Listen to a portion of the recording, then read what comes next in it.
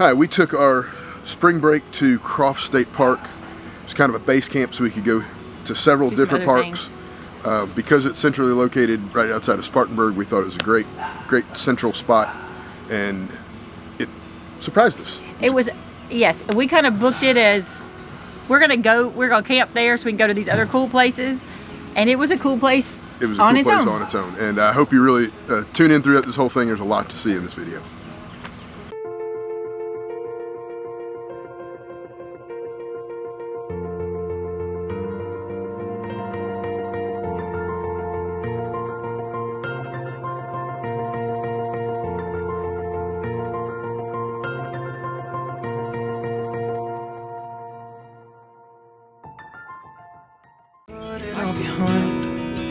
Remember you and I would always find somewhere to hide when we were kids, so we could see and hear the water run. The river's gonna cry when you're gone. Alright, so when we were planning our spring break trip, we knew we wanted to try and go somewhere where we could visit several state parks that just had day use. And as we looked at the last, I don't know, handful of parks we had left, Croft State Park was kind of right in the center of several. It's centrally located. We're able to get to visit lots of places. We wanted to get to Jones Gap because last year when we were in the upstate, actually in 2020, it was limited in how many people could come in, so we couldn't get in to Jones Gap.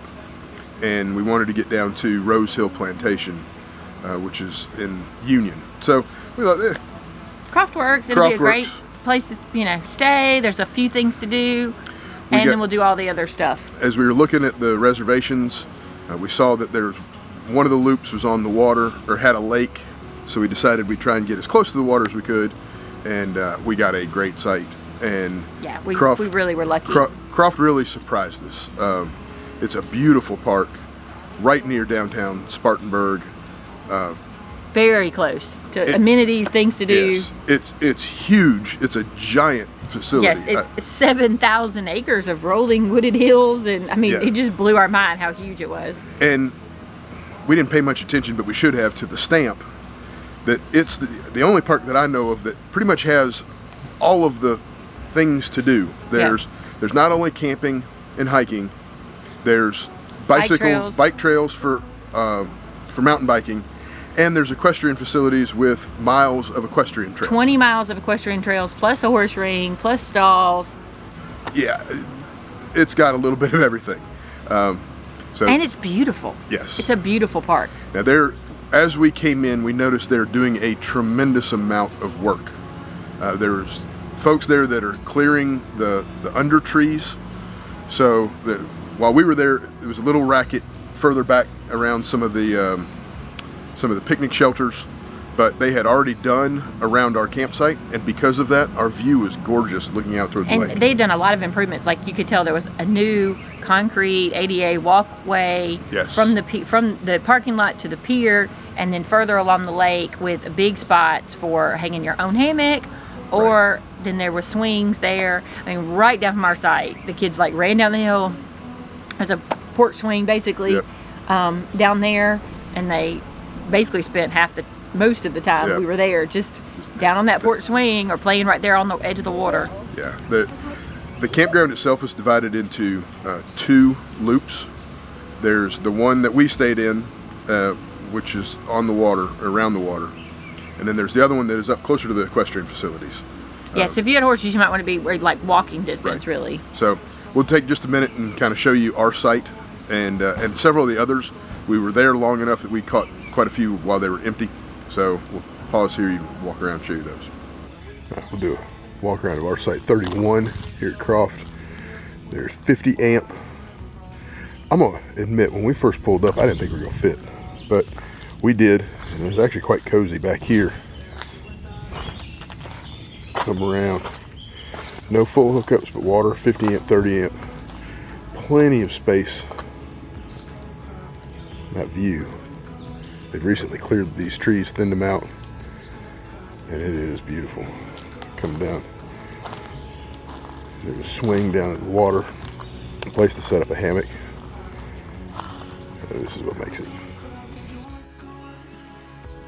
Site 27.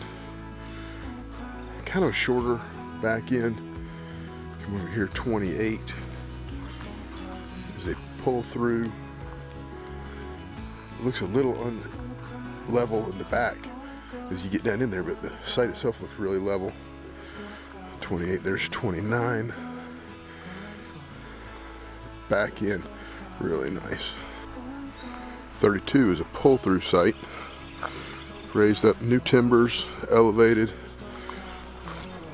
Come down, you see 33 in the distance. Back in, really pretty nice. Site 34. Folks just left. They let their trash hoops. Fairly longer back end. Great view. Site 35 is kind of in the center of the loop. Elevated up, really nice. Up here you see 42 and 43. Heading up toward the camp hosts. Site 37, beautiful view, it's really short.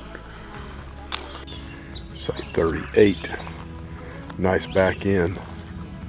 Goes downhill just a little bit, so you need to raise the back of your rig.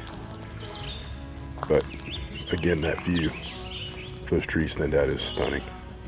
Got a little parking area next to you. I'm not really sure what the point of that is. That is not a site, it's just a little place to kind of for people to hang out, I guess. There's also the equestrian facilities we mentioned. That was really neat. We didn't see that many horses. We saw a few. There were several campers that were horse trailers that had the bunks in the front. That was pretty neat to see. So you know people were coming and utilizing the horse facilities and also the bike facilities. It was just a really neat campground with a really cool history. It was in the 40s. It was a U.S. Army training base. Yeah, before that, this was several families' farms. So they actually still have the cemeteries for several of the families. There's two of them that we noticed as we were coming in. We actually stopped to film one.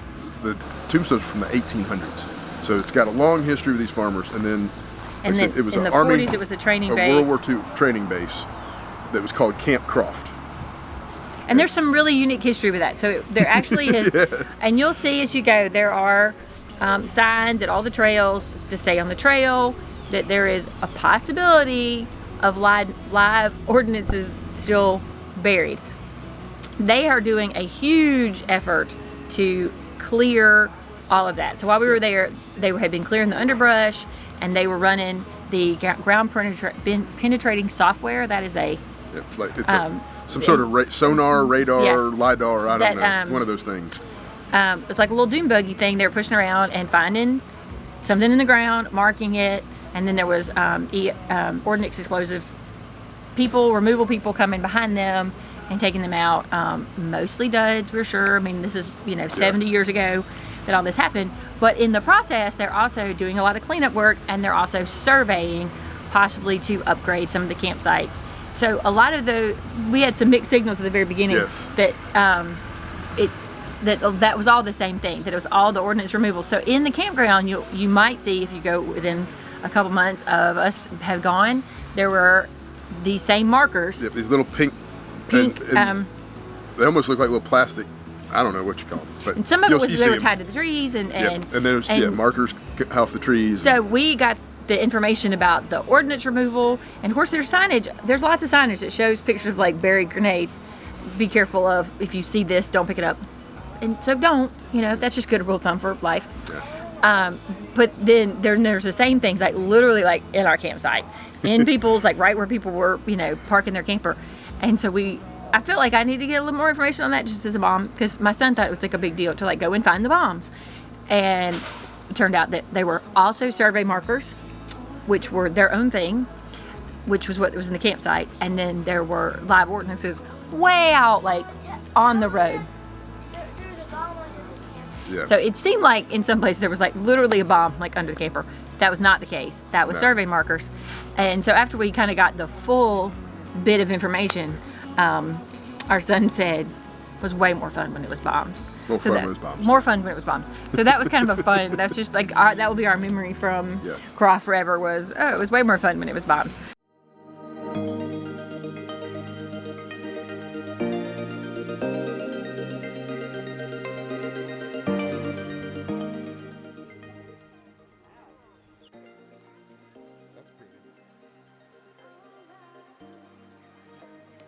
There were in March when we were there, or April when we were there. There was a lot of carpenter bees all around the bathhouse and the office. And the ranger station stuff. They're harmless to people, but I will say it was just a cool camp. But all that to be said, they are doing a ton of work at that camp, like a ton of work. Between the tree removal, the cleanup, the surveying. Obviously, there's more work to come because of the surveying. You can always kind of tell when there's renovations about to happen, when there's all that surveying happening. So the park staff works really, really hard to make that all work out for us. We had heard from someone, I think it was from one of the camp hosts, but we did not confirm it with a ranger, that they are working on, part of the reason why they're doing the surveying is they are working on a plan to add some more campsites back by the equestrian facilities that are actually equestrian campsites. So if you're into that, keep your eye on it. There may be some neat opportunities to camp away from close to your horses. But regardless, we highly recommend Croft. Yes. The staff was great. The facility was great. There was huge playgrounds. There was there was the horseshoes, but there was like bocce ball. There was games you could rent. There was just a lot of fun stuff to do. While we were there, we also went into town to, I guess you would call it a kind of a must-visit place if you're in Spartanburg. We went to the Beacon. The Beacon is the legendary hamburger joint. They do have barbecue. I think they have pretty much a little bit of everything. All kinds of There's stuff. Macaroni, there's sweet potato casserole, but the burger aplenty. Yes, the burger aplenty is it's a lot. So, and you go up, and kind of the famous thing is you place your order with the barker that then hollers your order back to the kitchen. So they don't write anything down. They don't. And it goes back to the original barker was blind, I believe. I don't remember. There's information in there about him. There's a little history of the place. Fun fact: they were diner, drive-in, and dives. Very first episode. First episode. Yes. So the barker hollers back, and I told him what I wanted. And he said, "Have you ever ordered that?" And I said, "No, sir." He goes, "That's a lot of burger." And it was a lot of burger. He was not wrong. And they just heap the fries on top whenever you order the fries. So it is fantastic, a must see place. But I will say, on our way there, while we were trying to get to the Beacon, we actually faced a little bit of a challenge because our GPS told us to go through downtown. And you couldn't. You couldn't. We ran into several barricades, and at first we thought it was a car show, and we kind of went around. Then we thought it was then we thought it was a food festival, food trucks, and we went around, and then we saw a bunch of booths. Finally, she decided to look up what was going on in Spartanburg, and lo and behold, it was their Spring Fling weekend. Most cities have their Facebook page. So if you are in a city and it looks like there's something going on, or you want to know if there's something going on, try looking like City of Spartanburg or whatever, wherever you are, and lo and behold, it said free parking in our parking garages for the Spring Fling. And I was like, well, let's find out more about the Spring Fling. So after we ate at the Beacon, we went and parked and walked to the Spring Fling, and what a festival. Yeah, it was blocks and blocks and blocks. I think there was probably 6 blocks that were blocked off. It was very impressive amount of work for somebody to put that on. And it was well thought out and well planned out. So one block was the car show. One block was all the food trucks. One block was like Kid Alley. Yeah, like the kids and community things where they had folks from the library, and we watched a guy that had snakes. Exotic snake show. He actually had dangerous snakes. He had a venomous snake that was a rattlesnake. He had a diamondback rattlesnake. He had alligator. It was neat. It was very well done. Claire and I missed the last part of that show because I think it freaked her out for the venomous snake. So I didn't see the alligator in the rattlesnake. But the library was cool. They had their mobile library thing. There was lots of craft things or spinning wheels, things for the kids to do. Lots of goodies. Lots and lots of and lots of live music. There was, I think, 2 or 3 stages where there's live music being performed. So well worth it. One of the things that I think we've kind of discovered over the years is when you go out to these places, it's nice to just hang out at the campground. One of the things I want to encourage you, yes, you can come to a campground and just sit back and relax and enjoy the beautiful scenery, but also explore where you are. Explore the community. You'd be amazed at the fun things you can find in South Carolina. We have come across some really amazing things and find people, and people are excited. Yeah, it's neat. So we really enjoyed Croft. We enjoyed Spartanburg. We enjoyed the entire experience of the long weekend. We got 3 more places checked off of our state park list. It's getting fewer and fewer. It's getting shorter. And we're gonna have them all done hopefully this summer. So we really liked Croft. It was definitely one we will be going back to. It's on our list of must. I think it'd be a pretty fall one too. So depending on when you're watching this, you know, if you can't go in the spring or summer, go in the fall. Go check out the fall, because I think it's just far enough up that you're going to get a lot of foliage change. Yeah. I think it'd be a real pretty one. One last thing I forgot to mention, I'll mention now. No swimming in the lake. Kayaking. You can kayak. They have boats to rent. Paddleboards even. Yeah, but no swimming, because there's a lot of stumps and other stuff in the water. And it was low, so then there was no... Yeah, they were doing work on the dam, so it was pretty low. So they weren't renting some of the bigger boats, but they had a ton of kayaks to rent and a ton of paddleboards to rent. I bet during the summer that lake stays pretty busy. And it was even that, like the day we were kind of packing up that Sunday was pretty busy in the camp store. They have a great camp store, they have several hosts and several staff members and volunteers on top of the Ranger. So it's one of those that's open all the time and lots of fun stuff to do. Yep. Definitely recommend Croft and check it out.